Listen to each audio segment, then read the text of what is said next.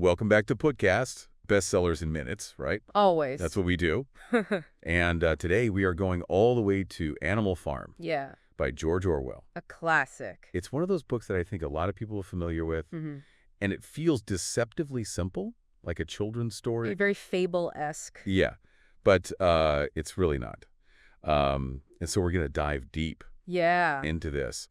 And we got some excerpts from the book itself that we'll read. And then also, we're using this really cool introduction Yes. that was written by Thea Obrecht. A more recent edition. A more recent edition, yeah. So let's get into it. Let's do it. What is this book about? Like, why are we still reading this all these years later? What's so fascinating about Animal Farm is that it works on so many different levels, you know? You can enjoy it as just a straightforward story about these animals and their little society, but then underneath that there's this really sharp kind of critique of totalitarianism and how power can corrupt even the best of intentions, you know? Yeah, it's like right out of the gate. I mean, the whole premise is, these animals on this farm, they overthrow their human farmer, Mr. Jones. Mm-hmm. And they're like, we're going to create this utopia, this like perfect equality. No more humans. We're going to run this farm our way and everything's going to be perfect. Yeah. But even as you're reading the first few pages, you're like, uh-oh. Yeah, there's that creeping sense of like, wait a minute. Is it really going to go that well? Yeah. I don't think so. But it's that genius of the allegory that you were saying. Right. Like Orwell wrote this as a direct response to the Soviet Union, right, under Stalin. Yeah. And I mean, each character, each event, Yeah. really mirrors something. So specific from that period. Yeah. But what's amazing is that it goes, transcends that one historical example. Yes, totally. And that's why we're still reading it, because it's like he created this animal world to hold up a mirror. Yeah. To us, to our own like human flaws. Totally, like our tendencies. Yeah. And you see how easily like good intentions they can get just twisted, Oh yeah. And how quickly those in power they figure out how to exploit others. And the use of propaganda to control like an entire population, it's crazy. It's not just a history lesson. It's a cautionary tale. Right. And it feels as relevant now as ever. Totally. Okay, so we should meet some of these players, right? Yes. Let's meet the characters. Yeah, who are driving all this action. Yeah. So you got old Major. Yes. This wise old pig, right? Mm-hmm. And he's the one who like lays out this whole grand vision. Yes. For an animal-run society. Sets the stage for everything. Yeah, and I think he's very much like the Animal Kingdom's Karl Marx. Yeah. Like just stirring up those revolutionary ideas. Right. And what's so brilliant about it is like Orwell is using these like animal archetypes. Yes. Right. To make these like really complex political philosophies relatable. Totally. You don't have to, be a scholar or be like super into politics to like see the danger when you've got a pig walking on two legs with a whip. Yeah, exactly. Feel like something's not right here. Yeah, that's a bad sign. Yeah, exactly's gone wrong. Yeah. So, and speaking of dangerous pigs, we got to talk about Napoleon. Of course. Right. The big guy. He is the boar who seizes control, and this is mirroring Stalin's like owned rise to power. Yes. And he's cunning. He's ruthless. Oh yeah. And he's willing to do whatever it takes. Whatever it takes. And maintain that grip on the farm. Control. Yeah. Yeah. And then there's Snowball. Yes. Who is Napoleon's rival, right? Yeah. And he's representing Trotsky in the Russian Revolution. And he's key to the rebellion, like initially. Yeah. But Napoleon quickly turns on him. Yeah. Right? Yeah. Uses him as a scapegoat. Yeah. To consolidate his own power. Uses all this propaganda, paints him as an enemy, ultimately drives him out. Yeah. And this is a like classic of how those in power rewrite history. Yes. To make themselves look better. Yeah, control the narrative. Yes. And it's not just Snowball who gets this treatment. No. It's like the Seven Commandments, which are like the foundation of their animal utopia. Yes. They slowly get twisted and reinterpreted to like serve the pig's interests. The pigs are always pulling the string. Always, yeah. Yeah. and that commandment, all animals are equal. Mm-hmm. This is chilling addendum. Chilling it is. But some animals are more equal than others. Yeah. Like how did that happen? Right. You know? And it perfectly captures like how power can just warp even the most fundamental principles. Totally. Right? And it's not just the rules that get manipulated, it's the resources, right? Mm-hmm. Like the milk and apples that were supposed to be shared equally among all the animals. Yeah, for the good of the whole, Right. for the whole society.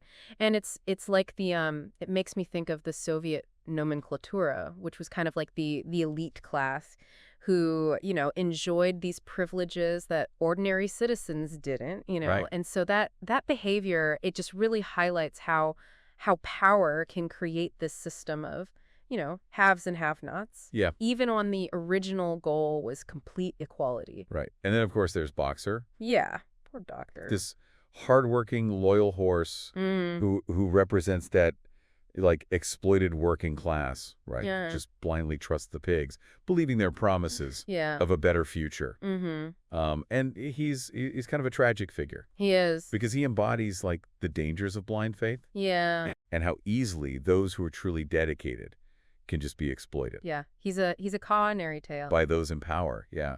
And his like unwavering belief in the cause, right? His willingness to like work himself to the bone. I mean, it makes his eventual fate all the more like heartbreaking. It's tragic. It really is. Yeah. It reminds us, that we need to be critical thinkers, even when we believe in something wholeheartedly, right? Yeah. Blind faith in any ideology or leader can lead to just devastating consequences. Totally. We need to be able to question authority, speak up when we see injustice and just be wary of those who promise these simple solutions to these really complex problems. Yeah. And speaking of something I found really fascinating, Thea Obrecht talks about this idea of indoor and outdoor talk. Yes. In her introduction. Yeah. And I thought that was so cool. Yeah, she uses this metaphor to highlight the dangers of self-censorship, right? Mm-hmm. And really like the importance of speaking truth to power, right? So like indoor talk represents those conversations that we have in private, or where we might express dissent.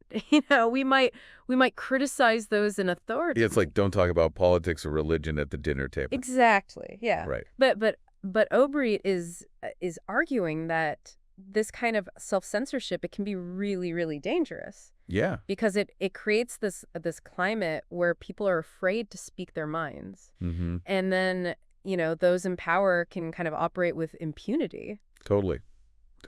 So what would it look like then to like bring those indoor conversations outdoors, to like really speak truth to power, even when it's uncomfortable? Yeah, that's a question that I think, each of us kind of have to grapple with. Right. Are we willing to risk, being ostracized, or criticized for voicing our beliefs? Or do we, when we stay silent and then just allow injustice to continue unchallenged? Yeah. And this is where Animal Farm like really, really hits home. Yeah. Even in 2025. It's a reminder that we need to be vigilant about protecting our freedoms of speech and expression. And to be wary of those who try to silence, like, dissenting voices. Yeah. Orwell's message is clear. We can't be passive observers, Right. We have a responsibility to speak up against injustice and to hold those in power accountable. Totally. So much to think about. Yeah, I know. And we've only just scratched the surface I know. of this deceptively simple, yes, yet incredibly powerful story. But that's what we do here on Bookcast. That's right. Bestsellers in minutes. We give you the bestsellers in minutes. That's right. And we'll be back in the next part of our deep dive. Yes. To explore even more of the twists and turns that unfold in Animal Farm. Yeah. And see just how closely Orwell's vision, like, aligns with our own reality. Oh, it's closer than you think. I think so, too. Yeah, it's a little unsettling. It is a little unsettling. But stay tuned. Stay tuned. So we're back with part 2 of our deep dive into Animal Farm. And last time we were talking about that whole idea of speaking truth to power. it's one of those things that's so much easier said than done Oh, yeah. in practice, right? Absolutely, because so often those in power, they don't really want to hear those dissenting voices, right? Yeah. They use all sorts of tactics to try to silence any kind of opposition, Mm-hmm. whether that's through like, outright censorship Mm-hmm. or, more kind of subtle forms of manipulation. Yeah, and that's one of the things that is so like chilling about Animal Farm Mm-hmm. is you see how the pigs, they gradually tighten their grip on the farm, Right. right? And it's not through like brute force alone. Right. It's by controlling information, like manipulating how the other animals even see reality. It's like they're playing this long game, Yeah. slowly eroding the animals' freedoms, but all the while making them think that it's for their own good. Right, right. And it's so subtle how they do it. Yeah. Yeah. And I think it's like a perfect example of this is like the manipulation of the Seven Commandments. Yes. Right? Yes. Like these were supposed to be the foundation The foundation of their equal society. of this equal society. Yes. And the pigs just completely twist them to serve their own interests. Oh, absolutely. And it's, the way they add that little caveat to the commandment, all animals are equal, it's so insidious. Yeah. Suddenly it becomes all animals are equal, but some animals are more equal than others. It's like, how did that happen, It totally undermines the whole principle. Right. Yeah. Yeah. It's like they're saying, sure, we're all in this together. Yeah. But some of us are more in it than others. Right, exactly. And, the other animals, they're so caught up in, like, their daily routines. Yeah. They're just trying to survive. They're just trying to survive. They don't even realize that their, like, rights are being, like, slowly chipped away. Yeah. It's like that, that metaphor of the frog in the boiling water? Yes. Well, if you throw a frog into a pot of boiling water, it's going to jump straight out, right? Yeah. But if you put it in cold water Right. and you slowly heat it up, Yeah. it's not going to realize the danger Right. until it's too late. Yeah. It's a really, really powerful image, and it captures, like, how insidious that kind of power dynamic can be. Totally. Right. And it's not just the commandments that get manipulated, right? Remember how the pigs start, like, claiming all the milk and apples for themselves? Yes. Oh, yeah. They're like, oh, we need this for our intellectual work, Yeah. Yeah. We have to think. Right. Right. It's a classic case of those in power. They take more than their fair share. Yeah. And they justify it with, some sort of higher purpose. Right. Exactly. And then they use Squealer, Oh, Squealer, yes. who's basically their, like, propaganda minister Yeah. to spin everything in their favor. He's such a fascinating character. He is. He's so smooth talking, so persuasive Yeah. that he can make even the most like blatant lies Yeah. sound like, the most reasonable thing in the world. Yeah. There's that scene, it's like he's literally caught rewriting the Seven Commandments on the barn wall. Yeah, yeah. And yet he manages to convince the other animals Yeah. that they're the ones who are misremembering Yeah. what the commandments originally said. It's gaslighting. Yeah, it's just wild. And then there's that whole, like, windmill controversy. Yes. Right. Yes. This whole episode, I feel like, really highlights that clash between, like, idealism Mm-hmm. and pragmatism, Yeah. between, like, that revolutionary vision Mm-hmm. and then, like, the cold, hard realities of power. Right. So you have, on the one hand, you've got Snowball, right, who's full of, all these big ideas Yeah. about how technology can improve the animals' lives. Yeah. He's really representing that optimistic, Yeah. hopeful spirit of that early revolution. Mm-hmm. He truly believes that this windmill will bring about a better future Yes. for all the animals. For everyone. Yeah. Yeah. But then, you have Napoleon, who's much more cynical and power hungry. Yes. And he sees the windmill as this threat To his authority. Yeah. And he's willing to do whatever it takes to stop it. Yeah. It's ironic, though, right? Yes. Because even after he chases Snowball off the farm, Yeah. Napoleon ends up building the windmill, He does. claiming it was like his idea all along. Classic. I know. Yeah. Another example of those in power. They rewrite history to fit their own narrative. Totally. And of course, poor Boxer, right? Poor Boxer. Gets caught in the middle of all this. Yeah. He's such a tragic figure. Yes. So strong, so hardworking, so dedicated to the cause. Yeah. But also, like so naive, so easily manipulated. Yeah. He puts all his faith in the pegs, believing that they truly have the animal's best interests at heart. And he literally works himself to death. Repeating that mantra, I will work harder. Yeah. It's so sad. It's just heartbreaking. It's heartbreaking to see him, like, exploited and betrayed by, the very ones that he trusts. Yeah, and his fate really underscores those dangers of blind obedience and like unquestioning loyalty. Right. It's a reminder that we need to be critical thinkers. Yeah. Even when we're, passionate about a cause, we can't just blindly follow leaders or accept, everything we're told at face value. Yeah. We need to be able to question authority and think for ourselves. Totally. And that brings us back to Theobrate, right? Yeah. To her idea of like the indoor and outdoor talk. If Boxer represents like that danger of silence, what would it look like for the animals to like start having those difficult conversations outdoors? Yeah. To challenge the pigs, their authority, and actually speak truth to power. That's the million-dollar question, isn't it? I think so. Yeah. It's so easy to say we should speak up against injustice, but it takes so much courage. Absolutely. To actually do that, especially when those in power, they're willing to use intimidation. Yeah. They're willing to use violence to silence dissent.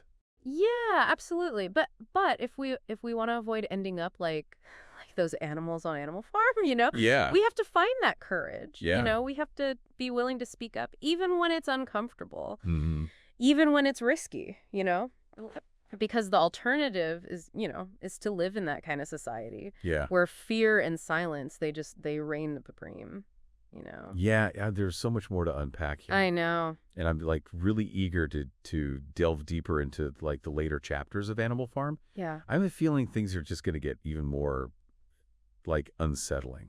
That's the thing about this book, it starts out like deceptively simple, but then it keeps getting darker and more disturbing. Yes. It's like peeling back the layers of an onion. Yeah. And with each layer, you're like, ooh, this is getting more pungent, more thought-provoking. It is. And that's what makes it such a powerful and an enduring work of literature, It forces us to kind of confront these really uncomfortable truths about, ourselves, about human nature, about the nature of power. Yep. Yeah. So stay tuned for that final part of our deep dive. Yes. Where we'll explore like the ultimate consequences of the pigs' revolution. Yeah, how it all plays out. Yeah. Yeah. And what it means for the future of Animal Farm. Okay, so we're back for the final part of our Animal Farm deep dive. Yes. And, we've seen how the pigs, they seize power, right? They manipulated language, exploited all the other animals. Yeah. But now I'm really curious about like the long-term impact of their revolution. Yeah. Well, one of the fascinating things that Orwell does here is he uses this like the passage of time to show how easily those revolutionary ideals they can get twisted. Yeah. And forgotten. Yeah. Years go by on Animal Farm, memories fade. Yeah. And that original vision of equality, it just gets kind of like buried under all these layers of propaganda and self-deception. Right.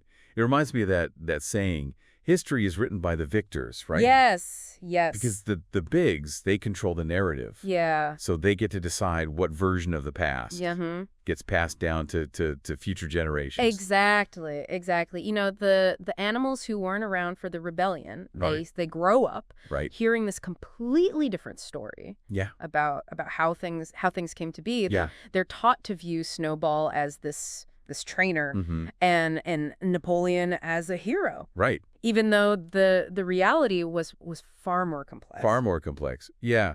It's just a chilling example of how, those in power can manipulate like collective memory. Yes. To solidify that control. Yeah. Control the narrative, control the history. Right. Yeah.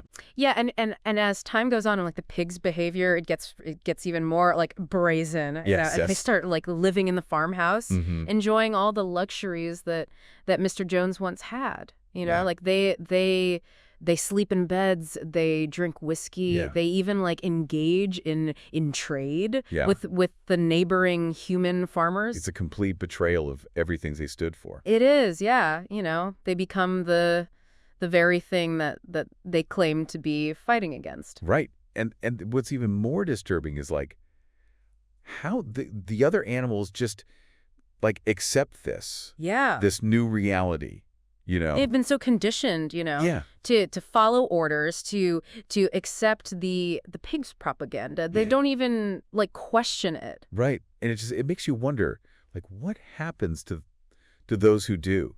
Right. Yeah. Those who dare to speak up. Well, I mean, Orwell, he gives us a pretty stark answer in the form of the Hens Rebellion. Oh, yes. Yeah. They refuse to give up their eggs, right? Right. And the pigs, they respond with like a brutal force. Yeah. The hens are forced to confess to these imaginary crimes. Yeah. And they're publicly executed by the dogs. Yeah.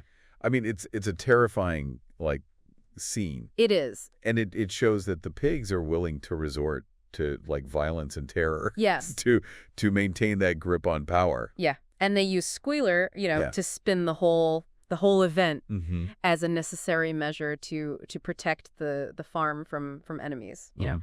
He claims that the hens were in league with Snowball, right, and that they were plotting to overthrow the pigs. Right. So not only do they crush like dissent, but they use it to further their own propaganda. Yes. Strengthen their hold on the other animals. It's textbook. Like that's how totalitarian regimes they operate. Right. They create this atmosphere of fear and paranoia where everyone is suspicious of everyone else. Yeah. Yeah, and by like dividing the animals against each other, right? Yes. The pigs ensure that no one is strong enough to challenge their authority. Yeah, exactly. Yeah. And then we fast forward, get to the end of the book, and Orwell delivers like, his most haunting and thought-provoking message. Do you remember that scene, where the animals, they look through the farmhouse window, yes, and they see the pigs having dinner with the neighboring farmers? Yeah. It's such a powerful image. Such a powerful image, yeah. The pigs are like indistinguishable from the humans. Yeah. They're laughing, they're drinking, they're making deals. Yeah. It's like the revolution has come full circle. It has, right? that. And that final line of the book is so chilling. So good, yeah. The animals look from pig to man and from mind to peg, and they can no longer tell the difference. Chilling. I know. It leaves you with this, like, unsettling feeling, right? That the animals have simply traded one form of tyranny for another. For another, yeah. It's not a happy ending, No. but it's a powerful one. Powerful, yeah. It forces us to confront, these really uncomfortable truths about human nature, about the challenges of building a just and equitable society. Yeah. Animal Farm is so much more than just a story about talking animals, right? Yeah, it's a timeless warning about the dangers of unchecked power, the seductive allure of ideology, Yeah. the importance of critical thinking and individual responsibility. And that's why it's so relevant, right? Even today. Even today, yeah. We're still grappling with these same issues. Oh, yeah. We see the propaganda, the manipulation, the abuse of power. That's happening all around us. All the time. So what can we learn? What can we learn from Animal Farm? Yeah. I think the biggest takeaway is that importance of staying vigilant. Yes. We need to be aware of the ways in which power can be misused. Yeah. And we need to be willing to speak up, Speak up. Yeah. Against injustice. We can't afford to be complacent or Right. to blindly trust those in authority. We need to be critical thinkers, to question the narratives that we're being fed, Right. and to hold those in power accountable. Yeah. Because as Orwell so brilliantly demonstrated, that road to tyranny, it's often paved with good intentions. Well, there you have it, folks. Another bestseller in minutes thanks to Bookcast. We've explored the rise and fall of Animal Farm, unpacked all those complex themes, and drawn some I think, some really, really important connections to our own world. Yeah, and this is a book that stays with you, Yeah. long after you've finished reading it. Oh, absolutely. And I highly encourage everyone to pick it up, Yeah. and experience it for themselves. Awesome. Well, thanks for joining us on this deep dive. Yes. Thank you. And remember to keep those minds sharp and Yes. those voices strong. Absolutely. Until next time. Yeah. Happy reading.